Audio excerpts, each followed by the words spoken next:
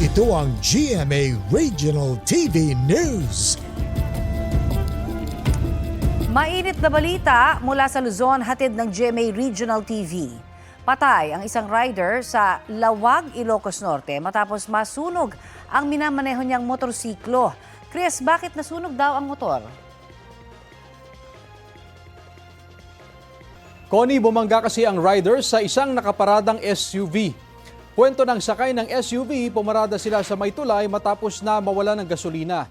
Naka-hazard naman daw ang SUV at gumamit pa sila ng flashlight para bigyang babala ang mga dumadaang motorista. Doon na bumangga ang motorsiklo at nagliyab. Hindi na naisalba ang naipit na rider.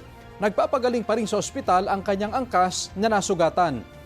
Ayon sa pulisya, nagkausap na ang pamilya ng nasawing rider at ang driver ng SUV. Dito naman sa Pangasinan, patay sa pananambang ang isang negosyante sa barangay Nalsan Sur sa Bayambang. Ayon sa investigasyon, papunta sa pagmamay-aring driving school ang 53 taong gulang na biktima ng tambangan ng mga salarin na sakay ng motorsiklo. Naisugod pa sa ospital ang biktima pero hindi na umabot ng buhay. Ayon sa pulisya, posibleng personal o may kinalaman sa negosyo ang motibo sa krimen. Meron na rin silang person of interest. Patuloy ang investigasyon. Ito ang GMA Regional TV News. Balita sa Visayas at Mindanao mula sa GMA Regional TV. Patay ang dalawang construction worker sa Mandaue, Cebu. Sara, ano nang nangyari sa kanila?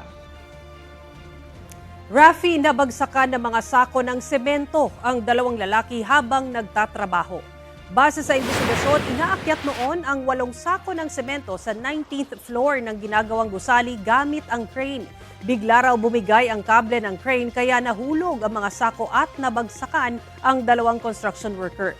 Dead on the spot sila habang may isa pang construction worker ang isinugod sa ospital. Humarap na raw sa pulisya ang pamunuan ng construction site. Sinusubukan pa namin silang kunan ng pahayag. Nag-iimbestiga rin ang Department of Labor and Employment sa insidente at kasama sa mga inaalam ay kung may ipinatutupad bang safety measures sa construction site. Ligtas ang mga sakay ng isang motorbangka na nagkaaberya umano habang nasa gitna ng dagat sa Glan, Sarangani. 9 na estudyante at 3 crew ang nasagip. Ayon sa investigasyon, magsasagawa sana ng Marine Biology Fieldwork sa Sarangani Bay para sa kanilang thesis ang mga estudyante. Habang nasa laot, nagkaaberya umano ang makina at nasira ang bahagi ng bangka dahil sa malalaking alon. Matapos matanggap ang ulat, nagsagawa agad ng search and rescue operation ng Philippine Coast Guard Eastern Sarangani. Nasa mabuting kalagayan na ang mga estudyante at crew matapos isailalim sa medical assessment.